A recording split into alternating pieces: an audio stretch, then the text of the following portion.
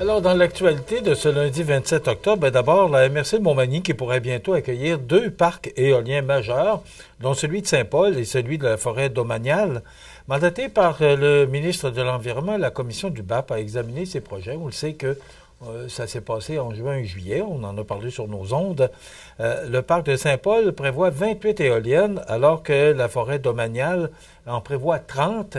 Et ce sont là, des différents mégawatts là, je vous fais fi des détails, là, mais ce sont quand même des projets pour Saint-Paul de 552 millions et pour la forêt domaniale, 607 millions. Et ça pourrait rapporter de l'argent aux municipalités et aussi aux propriétaires fonciers. Donc, c'est un beau projet, mais on comprend que le progrès, ça dérange. Alors, ce qu'on veut là, par rapport aux consultations, ben, on demande, ou la commission là, qui souligne la nécessité d'améliorer l'étude d'impact paysager, de mieux évaluer le climat sonore et d'analyser les effets psychosociaux sur les communautés riveraines. C'est pour ça que le BAP est là. Alors, si les retombées économiques sont attendues, le BAP souligne les enjeux environnementaux et sociaux, l'intégration paysagère des éoliennes, notamment près des lacs Gosselin, Colin et Jaly, suscite des préoccupations. Et ça, ce sont les gens qui se sont rendus pour les commissions, là, pour les consultations, pardon, les consultations publiques. Donc, ces gens-là ont soit passé devant la commission ou encore écrit un mémoire ou ont participé de vive voix. Alors, et là, ben, le BAP dit, ben voilà, nos recommandations pour le ministre là, qui doit prendre la décision au cours des prochains jours. Alors, pardon, c'est le 9 octobre que ça a été déposé. Et moi, ce que j'ai entendu, c'est que le ministre avait à peu près 2 ou 3 semaines là, pour donner sa réponse. Donc, on attend des nouvelles de M. Drainville, mais il faudra prendre en considération là, les remarques que le BAP a fait au ministère de l'Environnement. Les jardins collectifs et éducatifs de l'Île-des-Sud qui ont connu une saison estivale particulièrement fructueuse, excusez-moi, autant sur le plan agricole que communautaire, c'est plus d'une centaine de personnes de tous âges qui ont pris part aux activités de jardinage, d'entretien et aux rencontres de récolte organisées au cours des derniers mois. Donc, le projet a également permis la tenue de 18 animations littéraires rendues possibles grâce au soutien financier du club Richelieu-Montmagny. Au-delà de la culture des légumes, ces rencontres avaient pour objectif de favoriser l'apprentissage, la création de liens et le développement personnel. Donc, ça a servi, oui, pour des gens là, pour faire la récolte de produits maraîchers, mais aussi, qui est important de mentionner, c'est que ça a servi de partage aussi, de découverte et de collaboration. Donc, les jardins ont également eu un impact direct dans l'assiette de plusieurs citoyens, alors que 33 familles ou personnes vivant seules ont reçu des denrées. Et aussi, 200 élèves de l'école primaire ont reçu 2 collations grâce à ces récoltes. Alors, c'est un beau projet et bravo pour ce projet collectif issu du plan d'action de l'éco-réussite de l'Île-des-Sud, un regroupement de partenaires qui vise à soutenir la réussite éducative des jeunes de 0 à 24 ans, favorisant les liens entre l'école, la famille et la communauté. Et aussi bravo à Alpaga de Saint-Pamphile et l'ABC des Hauts-Plateaux qui ont joué un rôle central dans la mise en œuvre du jardin et l'animation des activités. La ville de Montmagny qui procède à l'ouverture officielle d'une nouvelle voie d'accès menant au développement résidentiel des écoliers située à proximité de l'école primaire Saint-Pédis. Vous reconnaissez probablement cette personne si elle vous a enseigné. Moi, elle m'a enseigné. Me semble que c'est en secondaire 1, si ma mémoire est bonne. Quelle madame! Et je félicite la ville de Montmagny et le comité de toponymie là, pour avoir choisi le nom de cette nouvelle avenue qui se nommera l'avenue Rachel de Chêne, en hommage à une enseignante ayant laissé une empreinte durable dans nos communautés.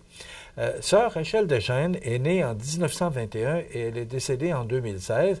A consacré 46 années de sa vie à l'enseignement, dont près de 24 à Montmagny, principalement à l'école secondaire Louis-Jacques Cazot, où elle a enseigné les mathématiques. Et après quoi, elle a pris sa retraite, mais elle a continué auprès des jeunes en offrant pendant plus de 20 ans des périodes de récupération et d'accompagnement scolaire. Donc, Mme Deschênes entre dans la congrégation de Notre-Dame en 1942 et prononce ses vœux 5 ans plus tard. Sa carrière l'amène à enseigner dans plusieurs régions du Québec avant de s'établir à Montmagny en 1962.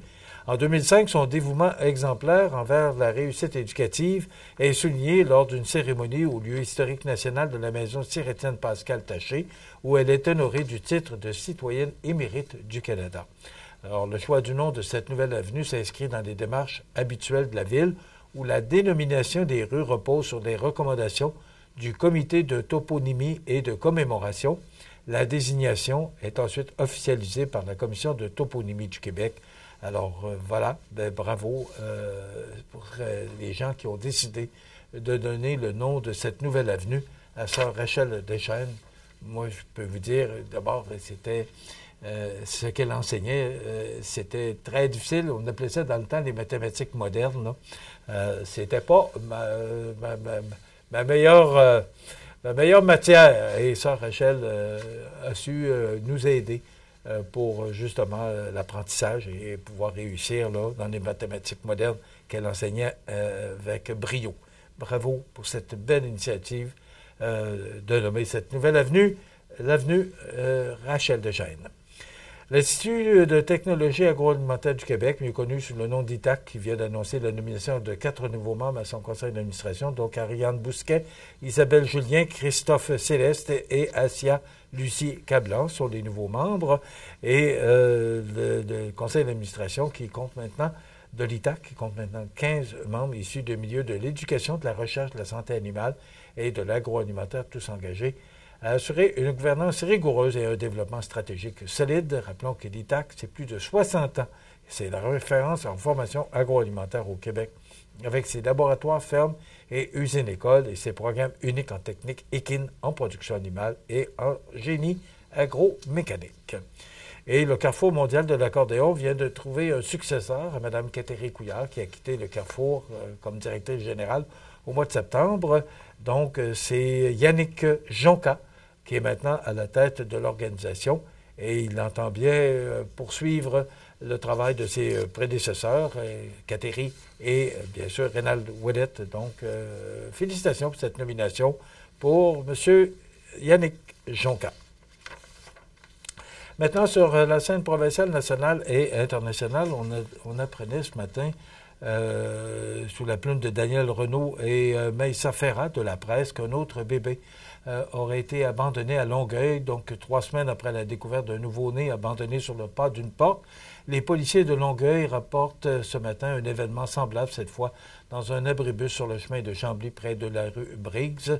Alors, les informations étaient très préliminaires lundi quant aux circonstances de cette découverte qui aurait eu lieu aux alentours de 6 heures. Et selon la presse, le bébé serait décédé. On n'a pas plus de détails concernant cette triste histoire. Donc, je vous rappelle ce matin que c'est la presse, Daniel Renaud et Maïssa Ferrat, qui nous apprennent cette triste nouvelle. Est-ce que vous êtes allé voter hier? C'était le vote par anticipation. Et je peux vous dire qu'il y avait beaucoup de monde. J'ai demandé à Mme à Maître Karine Simard, qui est la présidente des élections de Montmagny, pour nous donner les chiffres. Mais beaucoup de gens sont allés voter dès l'ouverture du bureau de votation là, qui était et qui sera le 2 novembre au même endroit, c'est-à-dire à l'espace citoyen. Donc, beaucoup de monde. On devrait avoir les chiffres là, pour vous donner le taux de participation. Mais il y avait beaucoup de monde et je regardais LCN ce matin et on apprenait que, entre autres, là, à Trois-Rivières, 13,5 bureau de votation. Il semblerait qu'à Saguenay aussi, que le vote par anticipation a été très fort. Alors, j'ai hâte de voir, on devrait être en mesure de vous donner ces chiffres-là demain matin, mais j'ai l'impression que ça a été ça a été fort pour les gens. Justement, je prenais un reportage, il me semble que c'est Radio-Canada que j'ai entendu ça la semaine passée. Je ne sais pas si vous vous souvenez de ça, mais quand le vote par anticipation a commencé, ça prenait une raison, que ce soit le travail ou peu importe, ça prenait une raison pour obtenir le droit de pouvoir voter par anticipation. Maintenant, c'est ouvert à tout le monde. Il n'y a pas de raison à donner. On apporte les documents nécessaires. Là, ça prend une pièce d'identité. Et vous vous présentez au bureau de votation en espérant que vous êtes sur la liste électorale, là, parce que, bon, la ville de Montmagny, entre autres, s'est occupée de pouvoir distribuer les petits cartons jaunes que vous avez reçus pour être certain que vous étiez bien sur la liste électorale. Mais certaines municipalités du Québec, là, qui n'ont pas pu avoir ce service-là, ne sont pas nécessairement sur la liste électorale, à moins de s'être présentés à l'hôtel de ville de sa municipalité. Donc, le prochain vote, le vote officiel, c'est le 2 novembre prochain. Et je vous rappelle que l'espace citoyen sera ouvert dès 10 heures le matin, et ce, jusqu'à 20 heures pour recevoir vote, et c'est tellement important. Moi, à chaque, peu importe que ce soit municipal, provincial ou fédéral, je dis toujours cette même expression, votez pour qui vous voulez, mais voter, c'est tellement important.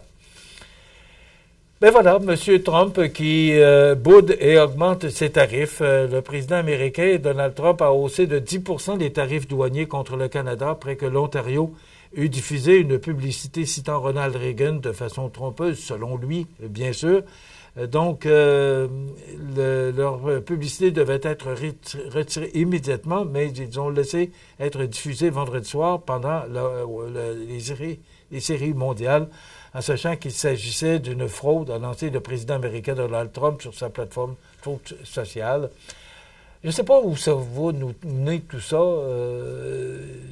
Là, la semaine, vendredi, je pense que c'est jeudi ou vendredi qu'elle a décidé de mettre fin là, aux négociations, justement, en raison de cette publicité. Et là, comme l'Ontario a dit, OK, c'est beau, on va l'arrêter, mais on va l'arrêter lundi.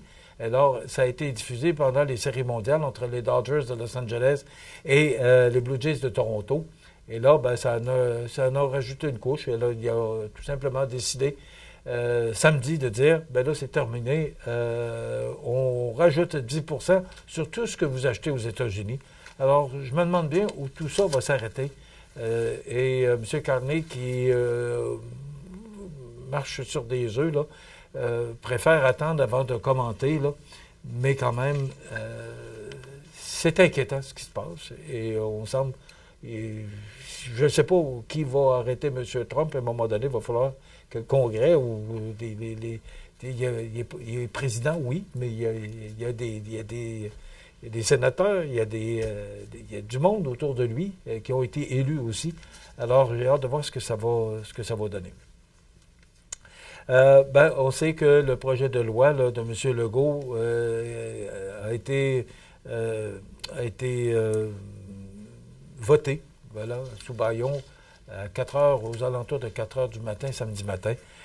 Et ce qu'on lit ce matin dans le Journal de Québec, sous la plume de Zoé Arca et d'Olivier Fauché, les médecins à travers la province s'indignent de l'entrée en vigueur d'une loi adoptée sous bâillon qui pourrait leur faire perdre jusqu'à près de 40 % de leur rémunération. Donc, j'ai hâte de voir ce que ça va donner, cette loi là, qui a été votée dans la nuit de vendredi à samedi. 1300 profs qui ont claqué la porte. En seulement 5 ans, le nombre d'enseignants à avoir quitté leur poste a grimpé de près de 67 %.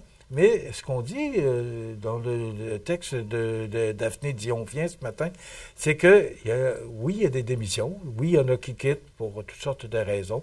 Mais il y en a qui peuvent aussi démissionner pour aller travailler dans un autre centre de service scolaire. Alors, il y en a qui partent parce que c'est pas évident. Il y a une enseignante d'expérience passionnée qui a remis sa démission après avoir été menacée de mort par une élève, un incident qui a été la goutte qui a fait déborder le vase pour elle, qui était alors au bord de l'épuisement. Donc, c'est pas facile, c'est pas pour tous les enseignants, mais certains qui trouvent la vocation très difficile. Alors, voilà, ça complète pour l'actualité ce matin.